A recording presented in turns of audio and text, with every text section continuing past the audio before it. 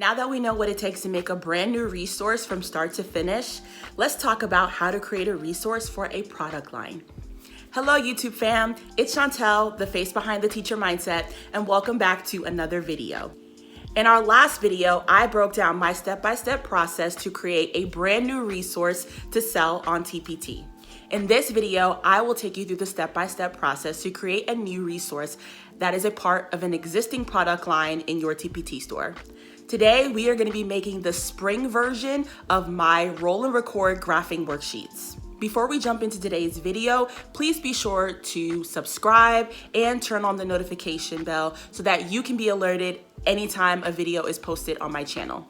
The great thing about creating a resource from an existing product line is that you have the benefit of using a template. In a previous video, I talked about the benefits of using templates and how templates can help to speed up the process when creating your TPT resources. I'll go ahead and link that video here in the cards in case you want to go back and watch that video. As you will see towards the end of this video, the time spent creating a product as a part of an existing product line is significantly less than the time that I spent creating a brand new product from start to finish. And that in large part was due to the fact that for this product, I was basing it off of pre-existing template. Also, creating products as a part of an existing product line is a great way to increase the number of products you have in your store in a very short amount of time. Okay, now that we have that covered, let's get started. So now we are logged into Canva. I'm going to start by opening up my projects and finding my folder where I have the spring roll and record saved, and we are going to open it up. Now that I have the winter template saved in Canva, we can now begin updating it for spring. So the first step that I'm going to do is I'm going to update the background of all of the colored pages to give it a more of a spring color palette. I've gone and found the exact color that I want to create for the spring color palette. So I'm just going to update that color in Canva. So the first thing I'm going to do is click on the blue color here, which will open up the documents the colors that I'm using in the document. And I'm going to go ahead and hover over the blue and change the color. And I am going to paste the new hex color in. And as you can see on the document, it's changed it now to this pink color, which I absolutely love. So I am going to go ahead and do that for all of the colored pages. So for this product, there is colored pages as well as black and white pages. So for the black and white pages, we're going to keep the same.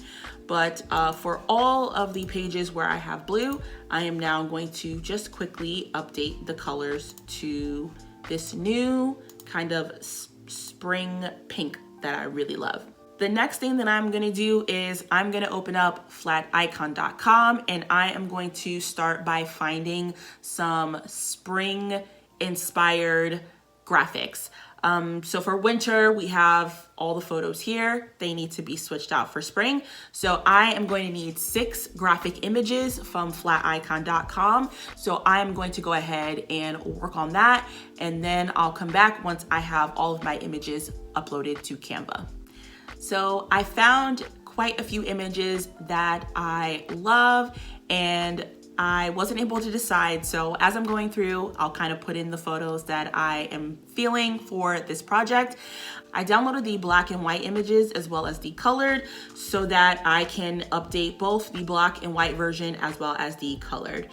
And now I'm going to show you a little trick that I love that makes it super easy to update products that are in a product line in Canva.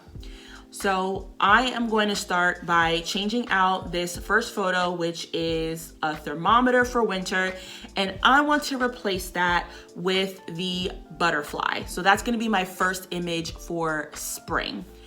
I'm just going to, in my little sidebar here, I'm going to hold down the butterfly and I'm just going to drag it and hover it over the thermometer. And as you can see, it has now replaced the image with the butterfly. It's that easy. It makes sure that the photos that you replace it with are in the exact same spot so that you don't have to worry about reshuffling or resizing any of the images, which is great.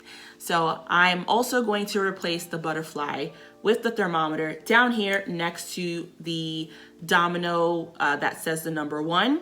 And then I'm going to repeat this process for all 6 photos that I want to change out from winter to spring.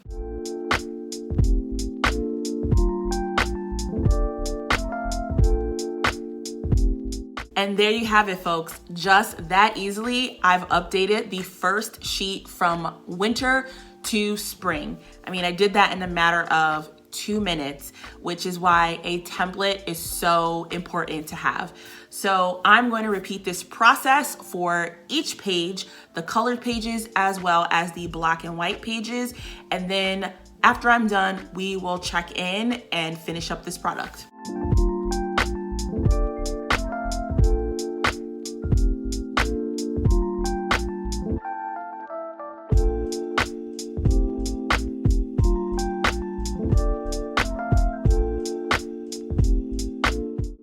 And just like that, our spring graphing worksheets are complete. Just like I did in last week's video, I'm going to print the product out, complete it so that I can take real photos for the covers and thumbnails. This is just a little extra step that I personally like to do because I feel like it gives the buyer the best view of what it is that they're going to buy. And I personally think that it helps to sell my resources a little more. However, if you are unable to print your resources, fill them out to take real photos, you can just include screenshots of them for your covers and your thumbnails. So I forgot to mention this before, but when I save my work and download it from Canva as a PDF, I make sure that I flatten the product so that I can have it ready to sell on TPT. It is important that when you are creating work to sell on TPT, that you flatten your work. That not only protects your actual product, but it protects any of the clip art that you're using from other clip artists. So as you know, I'm using a bunch of clip art from flaticon.com, and a part of the terms and conditions of the original seller who created the clip art, I have to make sure that I flatten my images or flatten my work with their images in it in order to keep someone from purchasing my product and then essentially copying off the images, using that to essentially create their own product and reselling. So not only does it protect my work, but it protects the work of the original clip artist, and it also makes sure that you're in line with their terms and conditions to sell your products on Teachers Pay Teachers. So I have the product printed out here. I am going to quickly set up and actually take some video of me using this resource so that I can create my video preview, and then I'm going to fill out the rest and take some photos so that I can put those into my covers and thumbnails. I have a few items here that I'm going to use, like a little bin with some pom-poms for the draw and record. I have some bingo chips here that I will also use. I have a dice, I have a spinner. So these are all different things that I'm gonna use to actually complete the product so I can get good photos. And again, it's gonna be that extra step to help to sell the product.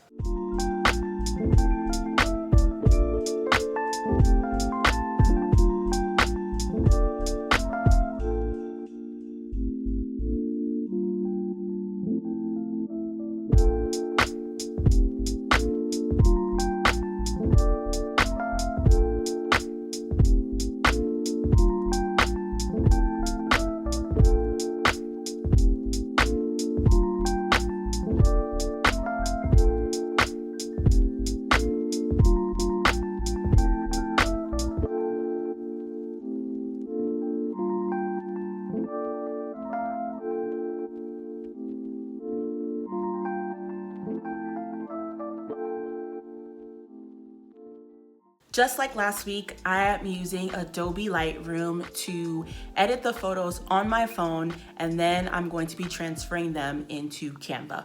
Now we're ready to make our cover, our thumbnails, and our previews. The rule of templates also applies to making covers, thumbnails, and previews. Since this product is in a series, I'm going to copy the cover, thumbnail, and preview templates from my winter graphing worksheets and use that to create the one for the spring. So that's what we're gonna do now. Now that we have the winter graphing worksheets cover and thumbnails document open, I've made a copy and I've renamed it to the spring graphing worksheets, and we are gonna go through, update all the parts that say winter, change it to spring, and then add in our new photos.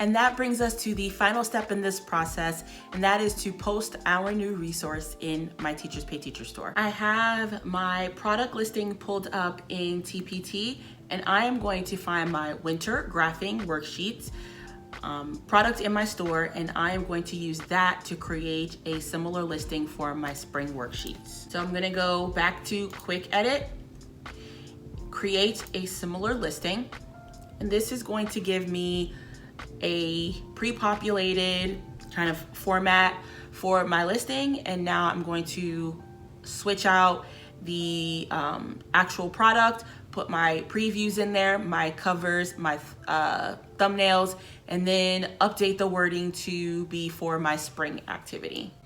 While everything is loading, I'm going to go ahead and just quickly update the listing to change it once again from winter to spring. Now, all of the wording is going to pretty much be the same because this is the same activity as winter. We are just updating it for spring. So the great thing about creating a similar listing is that you already have the wording in there so that your various listings will be consistent.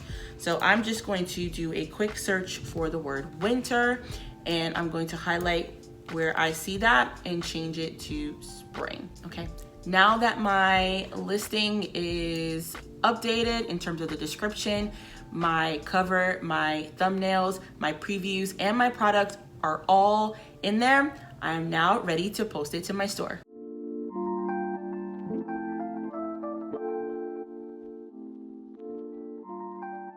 And there you have it, a new product posted to my Teachers Pay Teachers store to extend on an existing product line that I already have in my store.